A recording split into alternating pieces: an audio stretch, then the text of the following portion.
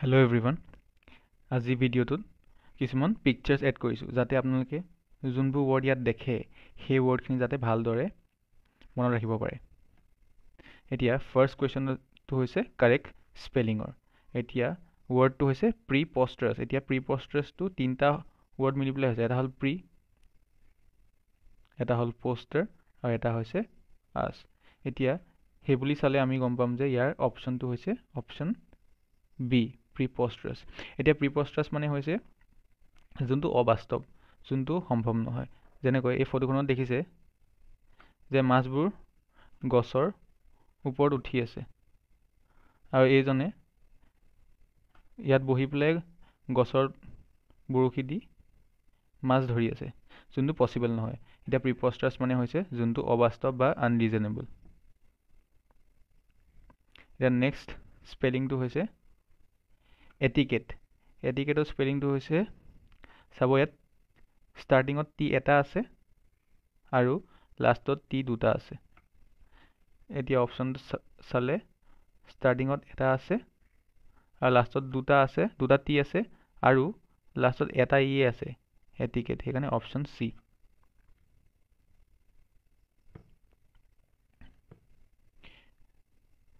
Next হৈছে হেণ্ডকাৰচিফৰ। হেণ্ডকাৰচিফ হৈছে option A, হেণ্ডকাৰচিফ। এতিয়া অকেজন। অকেজনটো আমি কালিও 2-3বাৰমান পাইছোঁ এই শব্দটো। এতিয়া অকেজনত আমি কৈছিলোঁ লাষ্ট ভিডিঅ'ত যে অকেজনত চি দুটা থাকে, অকেজনত চি দুটা থাকে আৰু এছ এটা থাকে। ইয়াৰ আনচাৰ হৈছে অপশ্যন ডি। নেক্সট, এতিয়া এইটো হ'ল কম্পেৰেটিভ চেণ্টেন্স। এতিয়া কৈছে যে ৱেইন ইজ ডেছ দেন কবি। এতিয়া ইয়াত টল আছে, টলাৰ আছে, টলেছ আছে আৰু অল অফ দ্য এবভ। যিহেতু দুটা মানুহৰ মাজত কম্পেয়াৰ হৈছে সেইকাৰণে আমি ইয়াত কি কৰিম, অপশ্যন বি, টলাৰ। দুটাতকৈ বেছি হোৱালে আমি কি কৰিলোঁ হয়, আমি টলেছ বুলি কৰিলোঁ হয়। এতিয়া নেক্সট কুৱেশ্যন হৈছে that is the man dash son is a famous actor. এতিয়া ইয়াত অপশ্যন আছে হু, হুজ, অফ হুম আৰু ৱেৰ। ইয়াৰ আনচাৰটো হ'ব হুজ। কিয়? কাৰণ হুজটোৱে বিলঙিং বুজাইছে, এই মানুহজনৰ লগত সেই ল'ৰাটোৰ বিলঙিংটো বুজাইছে। এতিয়া নেক্সট কুৱেশ্যনটো হৈছে you have been to Manchester does you. এতিয়া এনেকুৱা চেণ্টেন্সবোৰত প্ৰথমটো হ'ল মেইন চেণ্টেন্স, ছেকেণ্ডটো হৈছে কুৱেশ্যন টেগ। এতিয়া কুৱেশ্যন টেগ থাকিলে আমি ইয়াত কি কৰোঁ যে সাধাৰণতে ইয়াত যোনটো থাকে, এইটো যদি পজিটিভ চেণ্টেন্স হয় তাৰ কুৱেশ্যন টেগটো সদায় নেগেটিভ হ'ব ভাৰ্বটোৰ লগত। এতিয়া আমি ইয়াত দিম you have been to Manchester, negative হ'লে হেভেন্ট ইউ। তাৰ নেক্সট হৈছে burning the midnight oil. Burning the midnight oil মানে বেছি কষ্ট কৰা। ইয়াত কৈছে to put in extra effort, to put in extra hour of work. আৰু ইয়াৰ আনচাৰ হ'ব, এটা আছে ট্ৰেভেলিং আছে, পাৰ্টিং আছে, প্লেয়িং আছে। ইয়াৰ এপ্ৰপ্ৰিয়েটটো বুলি ক'ব গ'লে ষ্টাডিংটো হ'ব। তাৰ নেক্সট হৈছে elephant in the room means. এতিয়া এলিফেণ্ট ইন দ্য ৰুম ইন মানে কৈছে যে প্ৰব্লেমটো ইয়াতে আছে কিন্তু মানুহখিনিয়ে ইগন'ৰ কৰি আছে। ডাঙৰ প্ৰব্লেম কিন্তু চবেই এইটো ইগন'ৰ কৰি আছে। ইয়াৰ আনচাৰটো হ'ব যে অপশ্যন বি,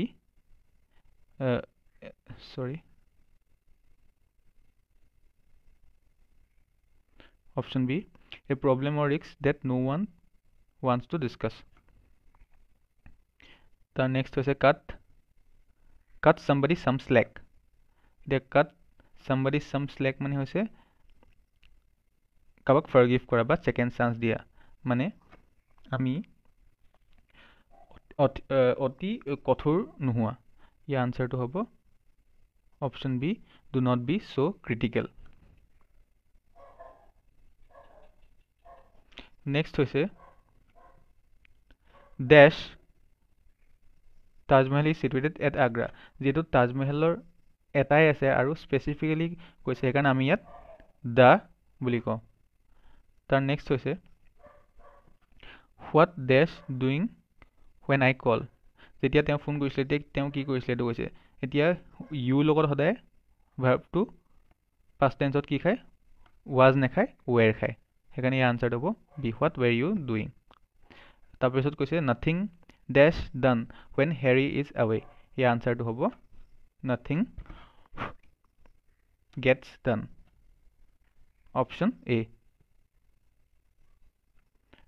তাৰ নেক্সট হৈছে what does your food as a child, মানে এজ এ চাইল্ডত তেওঁৰ ফেভৰেট ফুডটো কি আছিলে, যিহেতু পাষ্ট টেন্সৰ কথা কৈছে ইয়াত হ'ব what was your favourite food as a child.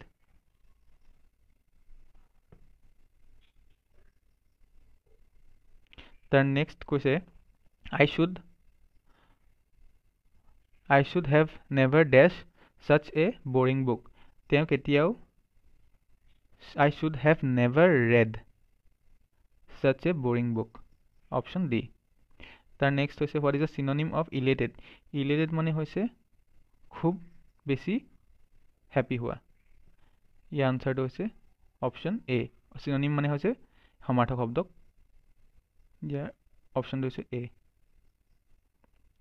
Next what is the synonym of audacity, অডেচিটিৰ চিনোনিম কি হয়, অডেচিটিৰ চিনোনিম হৈছে boldness বা সাহস, বা নেগেটিভত আমি যদি চাওঁ দুটা আছে, এটা পজিটিভতো চাই আৰু এটা নেগেটিভ। পজিটিভত হৈছে সাহস আৰু নেগেটিভত হ'লে এইটো অপমানজনক সাহস, যেনেকৈ ইয়াত দেখুওৱা হৈছে। নেক্সট হৈছে what is the antonym of demolish, demolish মানে আমি জানো যে ভাঙি দিয়া বা ডেষ্ট্ৰয় কৰি দিয়া, ইয়াৰ আনচাৰ হৈছে বি।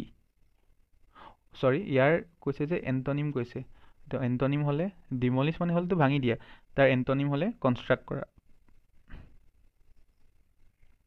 Option A.